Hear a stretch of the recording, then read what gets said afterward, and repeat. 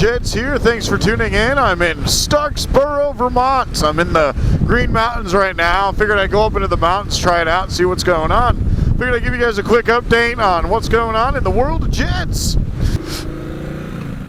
So we're about 400 miles or so on the 17-inch front end conversion. Things are going really well. I did do some minor tweaking. I had a little bit of a tick going on with my ABS plate, so I did a couple of shims, kind of readjusted everything to make it work, and now we're smooth as silk and got rid of that annoying tick. Ooh, look at those frost heaves, man. These are bad. But I gotta tell you, doing the 17-inch conversion, going alloys is what a great, big difference. The bike is really now set up for mile eating, just going after it, getting good miles, big miles, and enjoying the sport touringness of the bike. It really increases the sportiness of the machine just by going to the lighter rims. I would recommend, if you do anything to this bike, doing rims is definitely by far. Dropping your sprung weight as much as you can is really going to improve the fun factor of your T120. I got to put some auxiliary tanks installed. I got some other things I want to do. I want to put a headlight, a fog light on here. I got some other things I want to do to try to get the bike ready for this big trip, which I'm really pumped for. So also I got to get some stuff done to my body. I'm going to try to lose some weight before my trip. If I can get down to 195, 200 pounds, that's usually where I'm at when I ride. That's kind of the goal. Kind of about 20 pounds over that. Had a pretty sedative winter. I didn't really work out much. So that is my goal. So see how it goes. So building the nest egg up, I'm going to be doing this trip all cash. So I've sold the FLX. Goodbye, FLX. It was nice seeing you. I got 200 miles on that last year, 225 miles or so.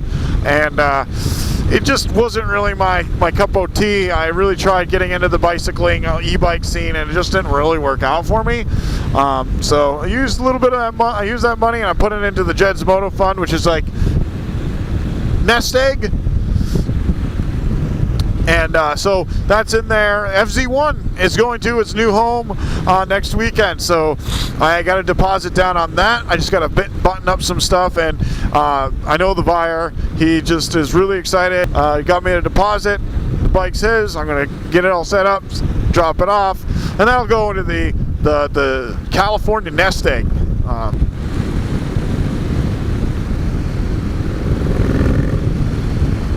So the Jedz Moto bike, the next one I'm going to get, is probably going to be something like little hooligan-y, something I can have fun with. I've always had like a bike of excess, and the last couple of years I decided to not do that.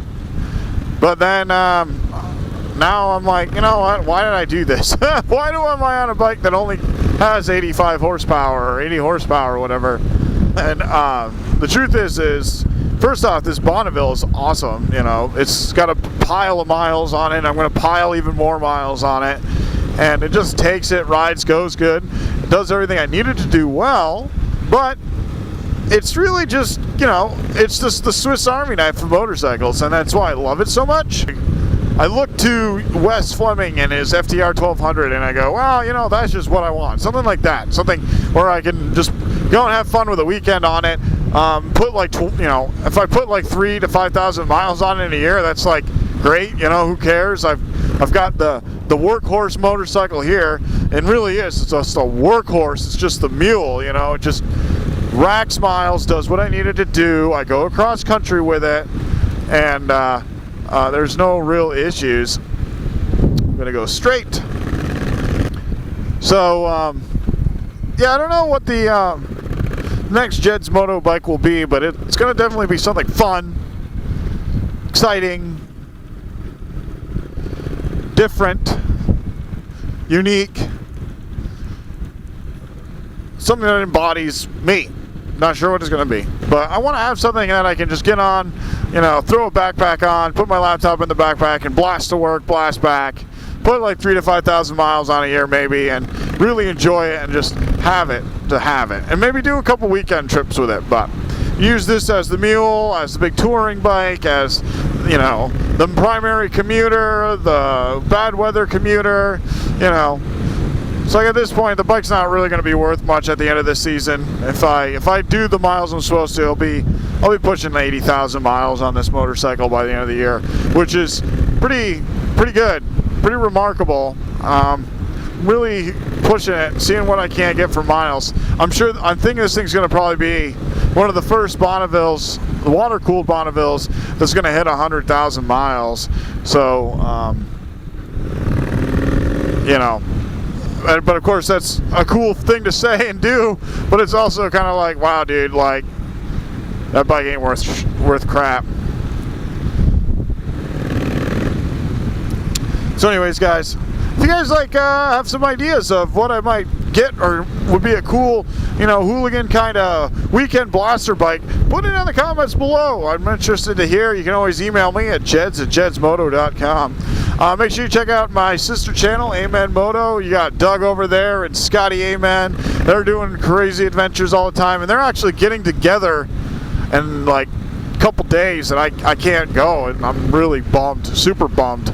So make sure you tune into them. And I'm also co-hosting over there. I'm also hosting some of the episodes over there now. So make sure you really check them out. Scotty makes some really good videos, and they're really fun to watch, especially if you can't get out and ride.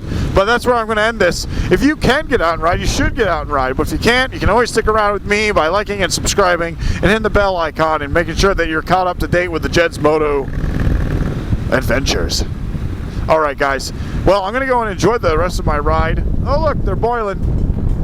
They're boiling today, making maple syrup. So, yeah. On that note, keep a shiny side up, folks. Get out and ride if you can. If you can't, follow me. I'm always riding. Keep it real. Best.